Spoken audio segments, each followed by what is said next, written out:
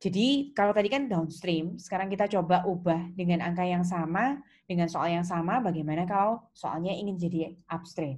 Betul yang sudah dijawab tadi oleh Feral, Kelvin, Nur. Jadi kalau kita ubah sedikit aja kata-katanya, S-nya yang jual ke P, alias P yang beli dari S, sudah jadi upstream soalnya. Yang perlu kalian nanti untuk cari angka unrealized profit kan dari saldo akhir ya.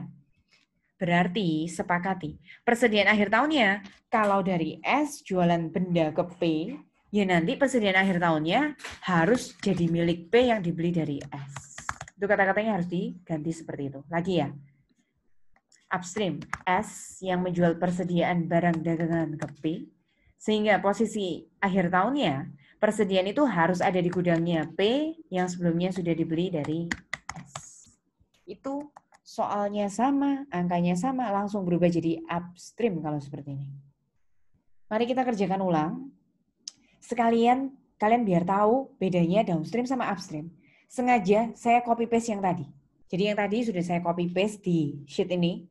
Nanti kalau di Excel jangan keliru ya, ini down, yang ini up. Mungkin supaya lebih aman saya tambahkan di sini waktu kalian belajar nanti.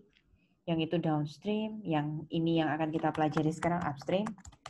Nanti downstream, upstream, perhatikan akan saya kasih warna blok warna kuning, itu bedanya. Selain yang saya blok teman-teman, berarti sama semua. Kita coba lihat dari analisa EKBV. Analisa EKBV-nya sama ya. Cost kurangi BV dialokasikan ke net assetnya land, building, equipment, kemudian ada amortisasi, semuanya benar-benar sama. Jadi untuk analisa EKBV tidak ada bedanya. Lalu untuk jurnal transaksi pun kita perlu melihatnya dari dua bagian. Yang P beli S, dividen, net income, amortisasi ekses, itu juga nggak akan berubah. Karena ini sebenarnya adalah jurnal dasarnya chapter 4 gitu kan. Jadi nggak mungkin beda.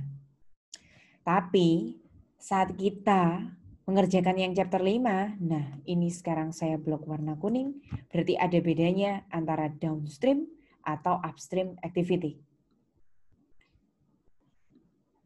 Masih ingat yang tadi disebut unrealized profit kenapa? Ya, kita carinya dengan kali silang tadi. Untuk tahun 2011 unrealized profitnya 5.000, untuk 2012 unrealized profitnya 11.250. Kenapa disebut 5.000 sama 11.250 itu adalah unrealized atau tidak sah? Karena itu adalah selisih profit antara pokok sama harga jual, berarti profit. Profit yang terkandung di persediaan akhir yang masih belum laku ke orang luar. Masih di gudangnya P, S jualan ke P, masih belum laku di gudangnya P. Sehingga unrealized profit-nya Sylvia ketemu 5.000 untuk tahun 2011 dan ketemu 11.250 untuk tahun 2012. Nah, kalau tadi downstream, maka Sylvia boleh langsung masukkan 5.000 sama 11.250. Karena ini upstream, kalikan dengan kepemilikan. Masih ingat P memiliki S berapa persen? 80%. 80%. Jadi itu loh teman-teman, bedanya downstream sama upstream. Kalau downstream 5.000, kalau upstream 4.000. Kalau downstream 11.250, Sil, kalau upstream 11.250-nya harus Kali 80%. kali 80% menjadi 9.000 saja. Penjelasannya begini teman-teman. Kenapa kok harus dikali dengan kepemilikan? Bayangkan ya. Saya ambil contoh, saya tadi punya angka 5.000. Bayangkan, downstream P jualan ke S 5.000. Ya sudah, itu P yang jualan. Berarti 5.000 itu profitnya P. Karena kita jadi P, 5.000 kita akui semuanya. Karena memang P yang untung 5.000, kita sebagai P ngakui 5.000.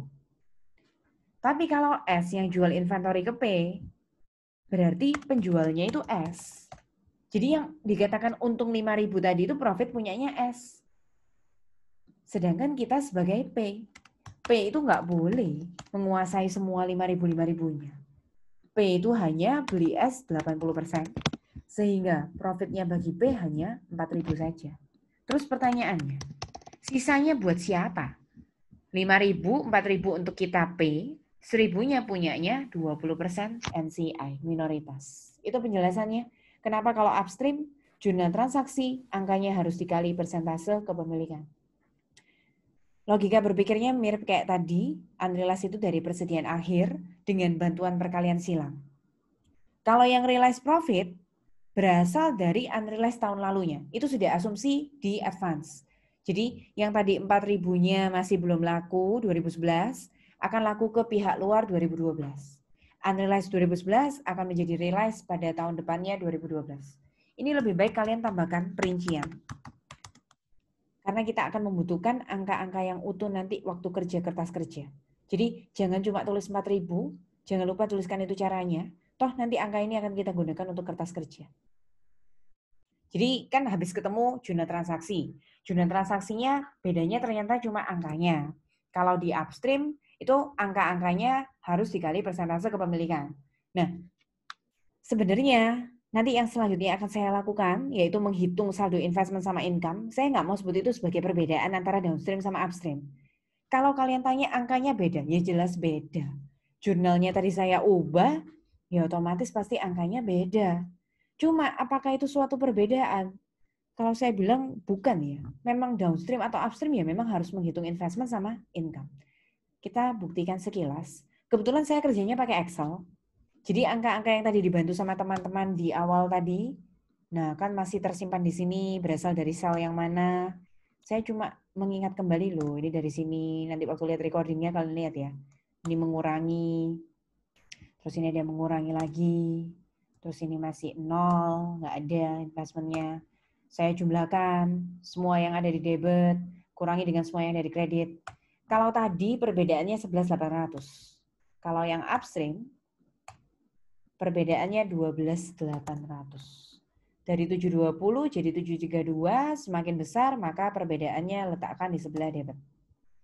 Angka 732 akan lanjut ke tahun depannya, kemudian dilanjutkan lagi ya, cari di tahun 2012, investmentnya di kredit artinya mengurangi, kemudian investmentnya yang di debit itu artinya menambah. Nah, kalian bisa lihat ini satu persatu, nanti saya jumlah lagi, yang di debit kurang yang kredit. Angkanya nanti selisihnya antara saldo awal dan akhirnya kan 3.800. Karena dari 732 jadi 736 berarti selisihnya di sebelah debit. Jadi kalau ditanya apakah ini beda angkanya, ya beda. Tapi bedanya itu bukan karena konsep upstream downstream, bukan. Makanya saya nggak blok kuning ya. Tapi ini memang beda karena gara-gara tadi. Karena kita ganti angka ya otomatis count-nya juga ganti angka. Income-nya kita juga cek ya. 64 kurangi 7.200, tadi kan kurang 5.000, sekarang jadi kurang 4.000. Kalau untuk income, saldonya nggak lanjut tahun depannya. Jadi mulai dari 0 lagi, mulai dari angka baru lagi, tahun 2012 dari 80, kurangi 7.200, kurangi 9.000, tambah 4.000. Ini angkanya beda sama yang tadi teman-teman. Tapi sama, caranya debit kurangi kredit. Kemudian untuk analisa implied, FOBV, unamortized excess, dan amortisasi tidak ada perbedaan sama sekali. Karena ini konsepnya nggak terganggu sama chapter 5, ini konsep yang chapter 4. Mari kita lanjut lagi sekarang ke jurnal kertas kerja. Kita temukan lagi perbedaannya downstream sama upstream ya.